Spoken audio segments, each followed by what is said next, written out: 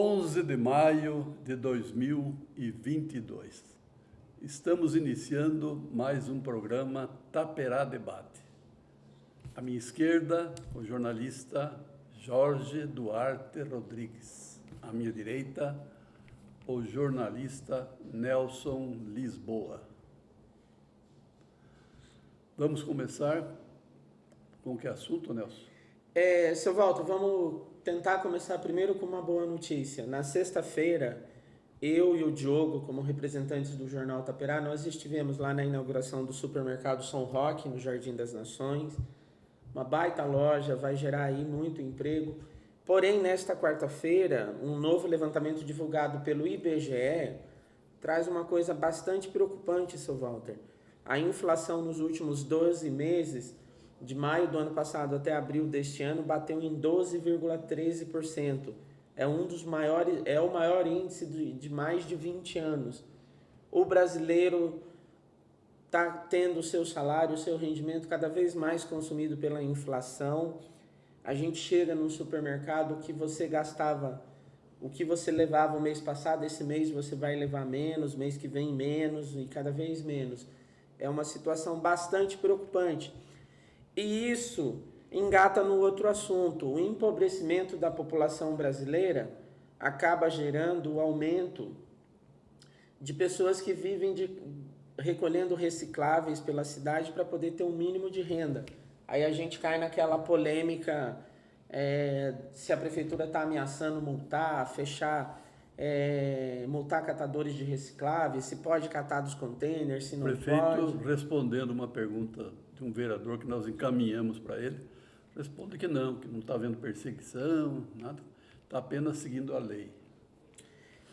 E nesta sexta-feira agora, dia 13, às 5 horas da tarde, a pedido do vereador Cordeiro e outros vereadores, o secretário Oswaldo vai à Câmara Municipal para debater esse assunto.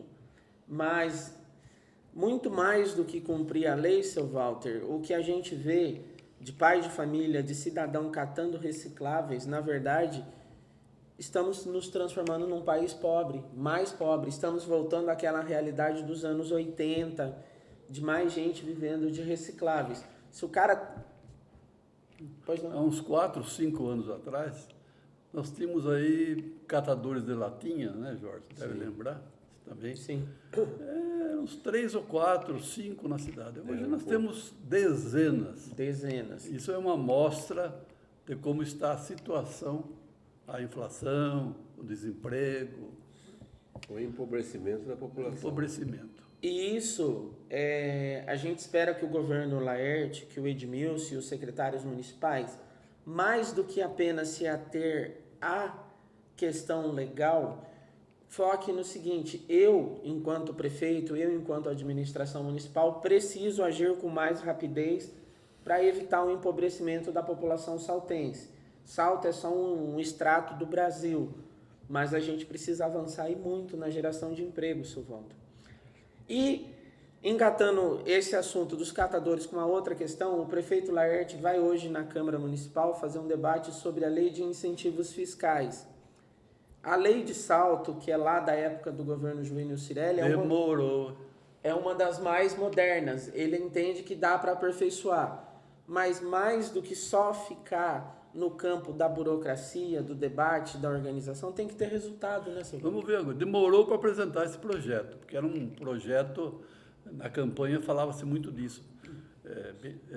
Criar uma lei que incentive a vinda de empresas e tal. Quer dizer, nós estamos um ano e 5 meses praticamente de gestão, isso agora. E será que não vai ter aquele problema na Câmara, que o vereador apresenta emenda, o prefeito veta, e não sei o quê, sabe, sei lá, se até o final do ano nós vamos poder, vai ser possível transformar esse projeto em lei e aplicar a lei. Efetivamente. Que é coisa urgente. Isso aí, quer dizer, já devia ter sido apresentado no primeiro semestre do ano passado. Sim. Demorou. E você, internauta que está vendo esse vídeo, deixa aí nos comentários aqui no nosso Facebook o seguinte: você tem sentido a inflação no dia a dia quando você vai no supermercado? E outra coisa, você também concorda que tem havido o empobrecimento da população brasileira? São perguntas lógicas, né? Sim, mas é legal o internauta deixar o comentário aí para a gente ver a O que repercussão. podia perguntar para o internauta é qual a solução para isso. O problema existe, a inflação existe, o desemprego existe. Perguntar para ele se ele concorda que tem desemprego e inflação, lógico que concorda. Agora, o que é bom, o que é necessário fazer para resolver esse problema? Isso nem os técnicos mais considerados, mais afamados, mais respeitáveis, ainda não acharam. O presidente Bolsonaro, evidentemente, que já estava desgastado com essa inflação, fica ainda mais, né? Sim, é complicado. E tem que fazer, Walter, pegar uma pastinha com as informações de Salto, Investe São Paulo, Sebrae, Senac, Correr instituições, atrás, né? tem que correr atrás, não é ficar parado esperando cair do céu, porque se você sentar na tua cadeira e falar, Deus, me dá comida, você vai morrer de fome. Se nós tivéssemos uma secretaria exclusivamente para isso, criação de empregos, e não junto com a de turismo, porque o Vanderlei ele vai ter que jogar com a mão direita, jogar com a mão esquerda. O que ele vai dar prioridade para o turismo, o que vai dar prioridade para o... Tem que separar. E é para ontem isso. Aliás, não devia nem começar. Tinha que dividir a Secretaria de Desenvolvimento Econômico e de Turismo. Uma Secretaria de Desenvolvimento Econômico, uma Secretaria de Turismo. Vai gastar um pouco mais? Vai. Mas a compensação, quer dizer, o secretário de Desenvolvimento vai se dedicar mais a só um assunto. Ele não vai ter que estar tratando de um problema da vinda de uma empresa aí, surge um problema no turismo, ele tem que desviar a atenção, ele só tem um funcionário lá praticamente, o chefe de gabinete, perdeu todos os funcionários. Quer dizer, isso deveria ser levado em conta e a divisão de secretarias é uma providência que tem que ser tomada de imediato. Não pode... basta apenas o prefeito não precisa mandar um projeto para a Câmara. Ele cria a secretaria através de decretos, se não me falha a memória. Mas então, Walter, eu entendo, nada contra a pessoa do Vanderlei, amigo nosso, pessoa que merece todo o respeito, mas só esse argumento de que precisa dividir para andar a atração de empresas desculpa. Até agora não andou, né? É desculpa. Não, até agora não andou. E um dos motivos, evidentemente, ele também pode ser responsabilizado, mas um dos motivos principais ele vai ter que olhar para dois setores distintos. E ao mesmo tempo, né? Ao mesmo tempo. O turismo cria empregos também, mas não é uma relação muito íntima. Tem que dividir desenvolvimento econômico para atrair empresas, turismo para cuidar dos pontos turísticos, atrair turistas e criar emprego também. Quer dizer, se for dividido, os benefícios serão imediatos. Ou a possibilidade de cobrar resultado muito mais amplo. Exatamente. E a gente tem que deixar bem claro o seguinte, a falta de funcionários em cargos comissionados na gestão do Laertson Sim é fruto de uma denúncia que o então vereador Edmilson Santos fez ao Ministério Público, cobrando a reforma administrativa. Com isso, mais de 100 cargos públicos de comissionados de confiança do prefeito foram extintos. Onde hoje deveria ter uma equipe cuidando de licitação, de convênios, só tem um funcionário. É fruto da ação denunciada pelo Edmilson lá atrás. A gente só tem que deixar isso claro para que não se justifique algo que eles mesmos plantaram. Às vezes essa procura incessante para levar tudo ao Ministério Público também atrasa, né? O Ministério Público acaba prejudicando, evidentemente que merece respeito. Se o Ministério Público não fosse acionado, talvez ele nem... Porque eles justificam, às vezes falam, o Ministério Público não toma uma atitude por causa de tal coisa. Mas ele tem que ser acionado. Se ninguém fizer uma denúncia, se ninguém questionar o Ministério Público, eles não fazem nada. Eles não agem. É o que já aconteceu antigamente com a Faculdade Santana. Exatamente. O Estádio Municipal. O Estado Municipal.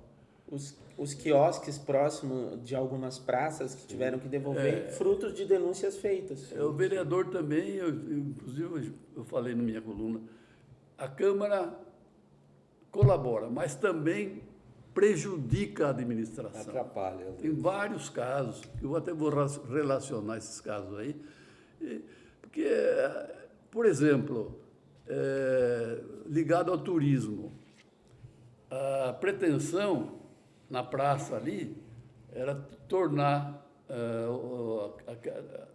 as imediações da cascata, do complexo da cachoeira, de interesse turístico. Quer dizer, só poderiam se instalar aí restaurantes, lanchonetes, lojas que vendem artigos turísticos, tal, não sei o quê. O prefeito fez a obrigação dele, mandou para a Câmara. A Câmara apresentou uma emenda, se não me engano, do vereador Fábio Jorge. Ele é bom de emenda, mas nesse caso ele falhou. Se foi ele, desculpa. Um remendo dessa vez. Porque a regulamentação da lei tinha que ser feita através de projeto. De outra lei. Não existe isso. A lei é regulamentada por decreto. A lei já está aprovada, não tem mais o que. Não, quiseram mostrar que eles querem fiscalizar o prefeito.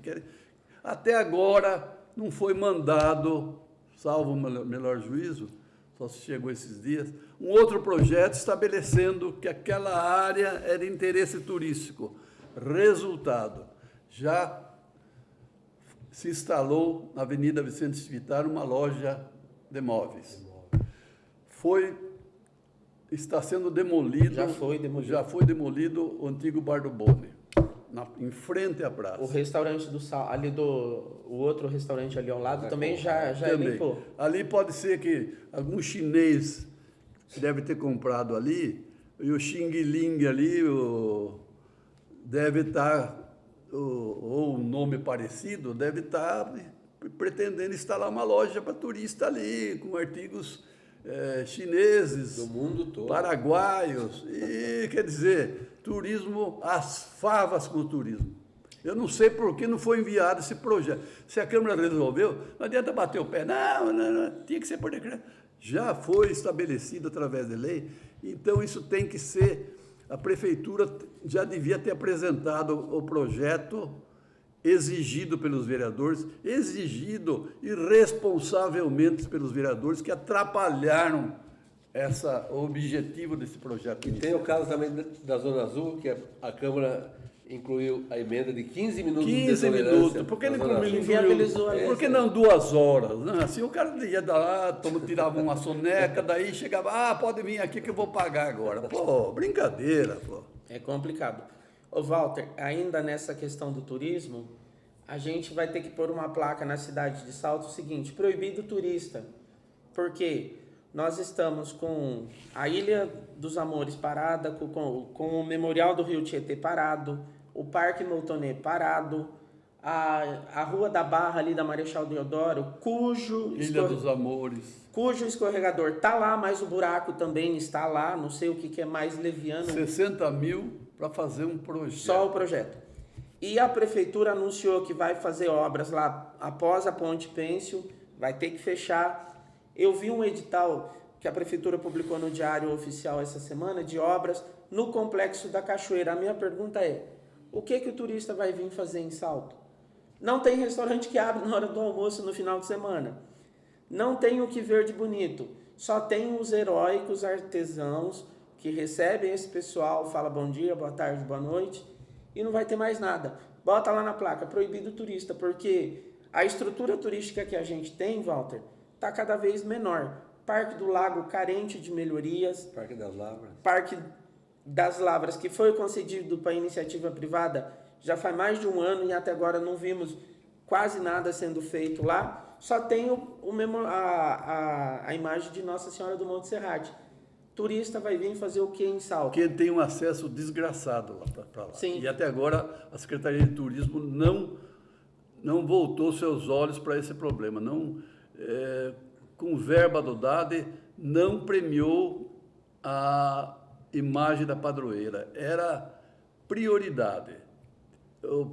ex-prefeito Geraldo Garcia tinha feito um projeto, discute-se, não, esse projeto estava errado, não estava certo, não desapropriou, mas faça um melhor que esse, então. Se está errado, está ruim, faz outro. O que precisa é um acesso à imagem da padroeira, é o turismo religioso que supera em muito e que dá dinheiro. Outros tipos de turismo. Eu, infelizmente, Walter, em 96, outubro de 96, eu entrevistei uma professora, se não me engano, da Unicamp. Eu tinha lá 18 anos, poucos meses de jornalismo.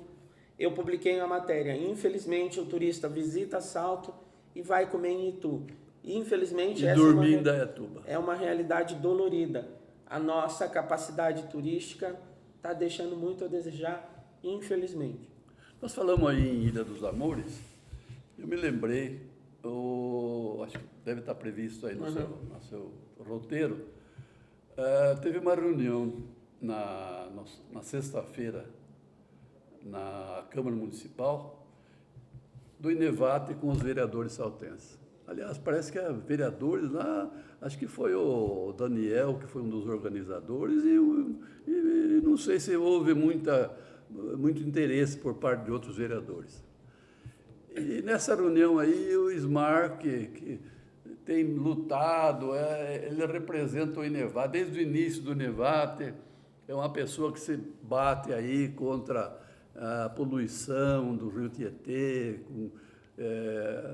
com a colaboração do Chico Moschini e outras pessoas que fazem parte do INEVAT, que eu não vou citar nomes agora, pelo menos o Chico, que foi inclusive presidente, né? E é o mais atuante. Né? E atuante também. E o Ismar pretendendo responsabilizar o Estado pela destruição, aquilo foi destruição, praticamente metade da Ilha dos Amores foi destruída. Agora, essa destruição de parte do barranco do Rio Jundiaí foi fruto da enchente, quer dizer, não é responsabilidade de Salto, e Salto já está gastando 60 mil para fazer só o projeto. E depois, para fazer a obra, quanto vai custar? Apesar que dizem que a obra vai ficar mais barata que o projeto, não sei. Mas são despesas que o município está tendo desde sempre. Sim. O Estado nunca pagou os problemas que o Rio Tietê causou para Salto.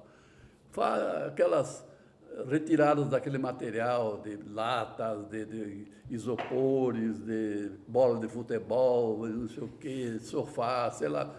É o município que teve que pagar para a CSO para retirar todo esse material. O Estado pouco ajuda. Se alguma vez pagou alguma coisa, foi miséria, foi uma coisa ridícula diante dos gastos, dos problemas que o Rio Tietê causa para Salto. Além do mau cheiro, que evidentemente o Estado não pode ser responsabilizado por isso, porque também parte cabe à população por despejar no rio os seus dejetos, mas o município nunca foi devidamente, não recebeu tudo que gastou com os efeitos da poluição do rio Tietê.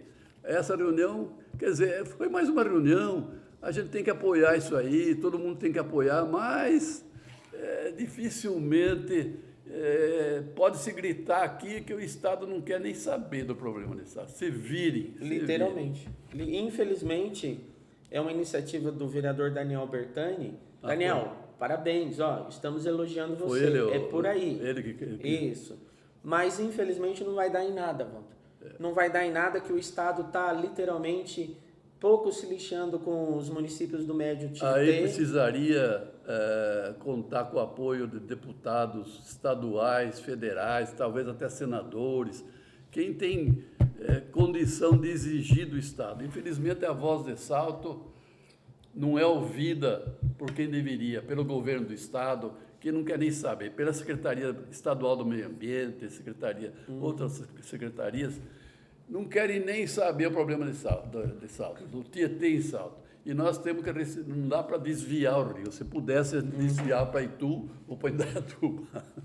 Ou fazia o Tietê subir de volta, subir, ao invés de descer, subir, né? Odilo de La Paz que uma vez propôs. Eu lembro um desenho que o senhor publicou de um ele Hércules erguendo... sugeriu que mudasse o curso do Rio, em vez de descer, subir para São Paulo. Seria a solução. Daí a região metropolitana viria o que é bom para tosse. Daí eles viriam o que Salto está recebendo de sujeira aqui durante 30, 40, 50, 80 anos. Eu sou a favor da ação que o prefeito de Itu fez de ir na justiça.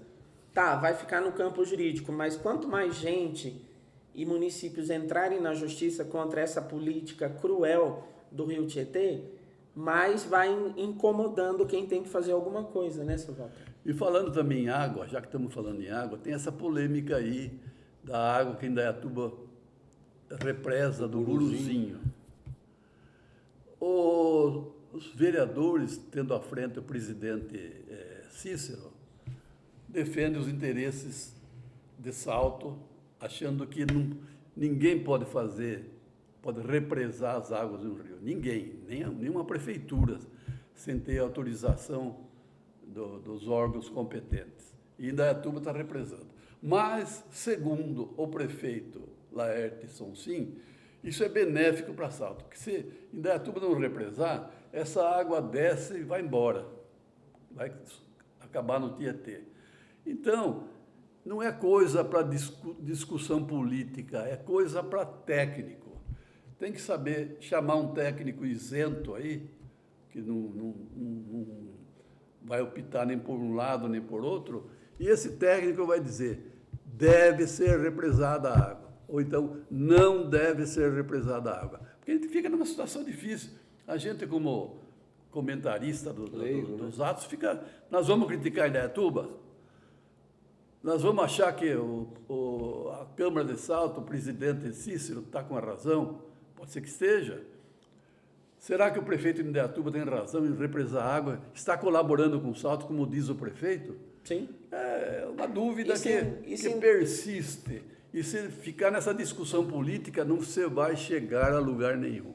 Então, traga um técnico capacitado, pague para esse técnico, divida as despesas com Indaiatuba, cada um paga metade dos gastos, e esse técnico vai dizer, deve ser represada, ou não deve ser represada. Ou pior ainda, seu Walter, e se Indaiatuba bater no peito, bater na mesa e falar, eu quero a água do Piraí que você represa em épocas de seca. Em épocas de seca, Salto pega a tua água e Indaiatuba não tem nada de água. Se ela bater na mesa e falar, cadê minha água do Piraí? Não, vou mais além. Não, aí quando foi acertada que Indaiatuba, porque nas eleições falavam, fulano vai dar água para Indaiatuba. No fim, Jesuíno deu numa boa, numa negociação e tal, né? E Indaiatuba, então, ficou com as sobras. Se a água represada por Salto for em excesso, a água vai descer, Indaiatuba pega. Eu acredito que seja assim. Se não tiver água em excesso, Indaiatuba não vai poder captar. E tem mais. E se Indaiatuba virar e falar, não vou autorizar que retire a água das cavas lá em época de seca? Isso aí pode ter efeitos colaterais, ou efeitos diretos. Por isso que tem que tirar da área da política e colocar na área técnica. E assunto encerrado. Antes da gente jogar a bola para o Jorge, a mesma questão da área técnica e política, semana passada a Prefeitura conseguiu reverter a liminar obtida pela Sanesalto, que é a concessionária que trata o esgoto, e vai voltar a requerer... Nós usamos muito o termo Conasa, mas é a empresa, o grupo é Conasa, a Sanesalto que é do grupo Conasa. De salto, trata com salto. Conasa Sanesalto. A Prefeitura alega que já venceu o prazo, a empresa diz que vence em 2032. A grande questão que a Prefeitura precisa responder é o seguinte, a gente está pronto para poder assumir um serviço desta grandeza? De fazer a leitura de mais de 30, 40 mil imóveis, de gerir uma estação de tratamento daquele tamanho, de gerir um sistema? Vai ser outra licitação igual do hospital. Vamos supor que amanhã a Sanesalto deixe de tratar do esgoto de Salto. A prefeitura, então, abre uma licitação. Essa licitação, o tribunal é capaz de falar, não, porque o cocô não é marrom, é cor-de-rosa, entende?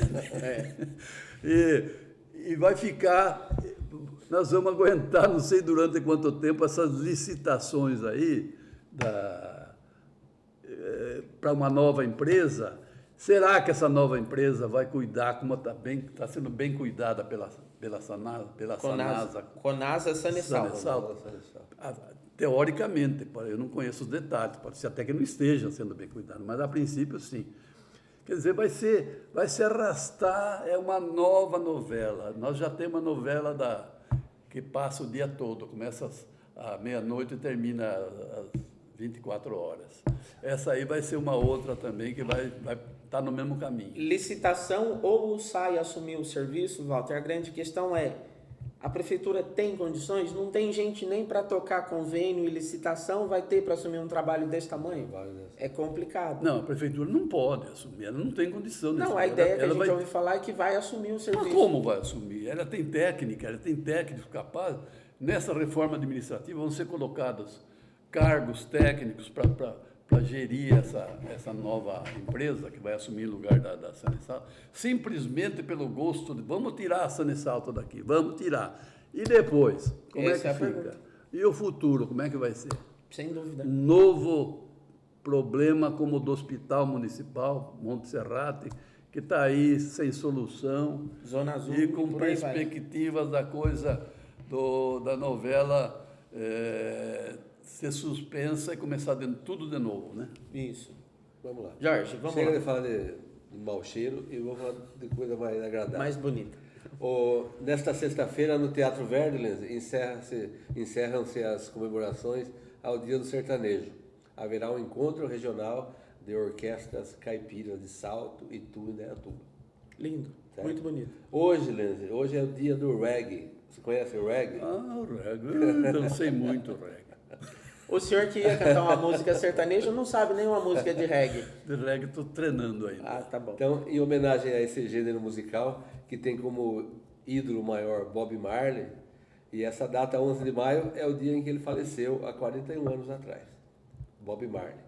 A Praça 15 vai ter shows de reggae, de bandas de reggae, atividades com skate, de grafite, tanto no sábado como no domingo, das 16 às 22 horas. Então, aos amantes desse gênero musical, que é bastante difundido, principalmente entre os jovens, está aí uma boa pedida. E no Museu da Cidade, neste mês, está ocorrendo a exposição Jornais de Salto, a História no Papel. Eu estive visitando esta semana lá, conta um pouco da história do jornalismo da cidade. Estão expostos o Jornal Saltense, que eu nem conhecia. Essa coleção de jornais antigos fui eu que doei para o museu. Foi? Ah, tá. Eu tinha comprado jornais avulsos do entregador de jornal, André Guarda. Um dia ele foi no Taperá, falou, eu tenho um monte de... Ele que entregava todos os jornais antigos. Da cidade. Começando no início do século passado, século XX. E ele foi com um pacote desse tamanho assim lá, falou, minha mulher está querendo jogar fora, você não quer ficar com ele? Quanto custa isso aí? 20 mil cruzeiros na época, acho que equivalia hoje a uns R$2.000, acho que nem isso. Eu fico com ele e tal. Mandei encadernar, separei. Todos esses livros, você pode ver na primeira página, tem o carimbo meu, propriedade de Walter Lenz e tal. Depois eu doei para o museu. Todos eles foram doados por mim ao museu. Por mim, o Jornal Taperá. Então, quem se interessar vai conhecer lá tanto a encadernação como o exemplar. E tem a história da imprensa saltense, que é um livro que eu editei que você também. Escreveu também. E temos também lá do Jornal Trabalhador, do Liberal, que antecedeu o nosso. E o Taperá também está lá com a primeira edição em destaque, de 1964. Para quem não souber, vocês sabem disso, nós, desde a fundação do Jornal Taperá, em 21 de abril de 1964, até hoje, todo ano nós doamos para o museu um caderno com as edições do ano todo. Edição encadernada. Isso nós fazemos desde 1964. E todo ano, sem despesa, nós pagamos para fazer encadernação. Nós fazemos 3 encadernações. Uma para o Taperá, que fica aqui, uma para o museu e uma que fica em minha casa. Tenho lá a coleção inteira do Jornal Taperá desde 1964. É bom saber que a gente cuidou. Sim. Eu conheço jornais da região aqui, que você pede um exemplar eles não têm, eles não guardaram. Sim. E o Taperá sempre se preocupou em guardar os exemplares, por isso nós temos 3 coleções completas. E eu tenho ainda a coleção do jornal O Liberal, que o João Batista Lamolha, pai do Joãozinho Lamolha, do João Batista Lázaro Lamolha, que foi, atuou na prefeitura, lá no setor de arrecadação, parece. E a gente também tem, eu também tenho, o Jornal Taperá tem também a coleção completa do Jornal Liberal, desde o primeiro número até o último número. Sim. E a maior coleção de jornais lá é a do Jornal Taperá, que é o jornal mais antigo que continua em atividade. Certo. E as primeiras 50 pessoas que forem visitar essa exposição, ainda vão ganhar de brinde o livro do Dr. Randi, A História do Jornalismo Saltense. Foi quem primeiro fez a história do jornalismo saltense foi o Dr. Randi. Sim, a história do jornalismo saltense. E o que são esses, eu não sei nem, flâmulas que tem no calçadão, Banner, na 9 né? de julho, Banner. falando de coisas Banner. culturais? O que são isso? São propaganda dos próximos eventos, que é o Festival de Teatro, que vai ter em julho, o Prêmio Motonê, que já está recebendo as inscrições. Bacana. E a Festa Nipo também, que está para ser realizada. Muito bacana. Walter, antes da gente encerrar, eu quero trazer um alerta de 2 outros assuntos. A situação do Hospital Municipal. Na sexta-feira eu fui procurado por alguns trabalhadores que estão lá dizendo que era 6 horas da tarde e o salário ainda não tinha sido pago. Eu falei, deve cair até o fim da noite, espera aí. Na segunda-feira, o Edmilson publicou uma explicação dizendo que houve atraso de alguns trabalhadores que não tinham terminado de fazer o cadastro bancário para estar recebendo. Mas a situação do hospital preocupa, vence nesse final do mês o contrato de 60 dias. E como é que está a questão do Tribunal de Contas? Vai poder fazer a licitação? Mais não uma vai? contratação emergencial. Virou rotina. E, infelizmente, o trabalhador não pode planejar férias, não pode planejar descanso, não pode planejar a sua vida financeira, porque fica nesse... Abre conta num banco, abre no outro, tem que planejar, começar do zero. É o pior cargo do Brasil. É uma situação muito complicada. E, por último, aqui particularmente eu quero fazer uma crítica ao Gideon e ao Edmilson Santos.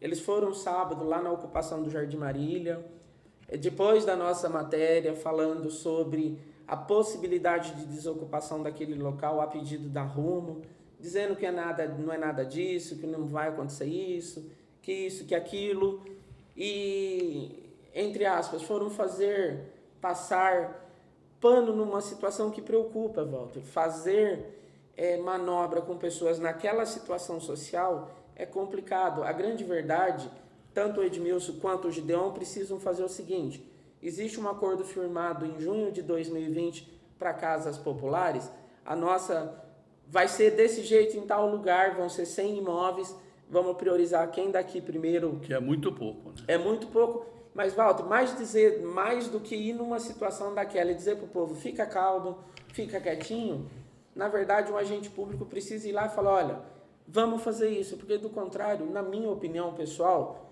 nada contra o Gideon, nem o Edmilson, mas é manobra política. Inclusive, na sessão de ontem, o presidente da Câmara, o Cícero, desautorizou o Gideon por ter ido lá representando a Câmara, falando que ele só podia representar a Câmara se ele tivesse autorização, e ele não pediu, nem lhe foi dado. O Gideon, uma vez, eu fui nos predinhos do Marília fazer uma reportagem sobre a caixa de esgoto que estava vazando num conjunto lá, e eu ouvi um áudio do vereador, já que você ligou para o jornalista, para o Jornal Taperá, agora vai ficar difícil resolver. É um jeito pequeno de fazer política que não Dos precisa. amigos da imprensa que nós temos. Não precisa. E, de novo, ir lá num local onde famílias vivem em condições desumanas, que não deveriam estar ali, e dizer, fica calmo, não é nada disso, não existe o risco. Na verdade, o político, no cargo que exerce, está dizendo, olha, eu não sei o que fazer, então me dê tempo, tenha paciência. Infelizmente, na minha opinião, é fazer manobra política em cima do sofrimento alheio. Falhou Juvenil, que deixou formar aquela ocupação, falhou o governo Geraldo Garcia, que deixou ampliar, e tem falhado o governo Laerte, que não consegue solução, infelizmente. Vamos esperar que resolva, né? Porque aquela gente que está sofrendo, né? As pessoas que confiaram em políticos estão lá prestes a serem tirados de um local onde viveram parte de sua vida. Infelizmente, isso Um local desumano, é preciso afirmar. Um local desumano. E, infelizmente, encerramos o programa de hoje com uma notícia triste. Sem dúvida. A gente gostaria de vir aqui só falar coisas boas, mas não é possível. Muito obrigado.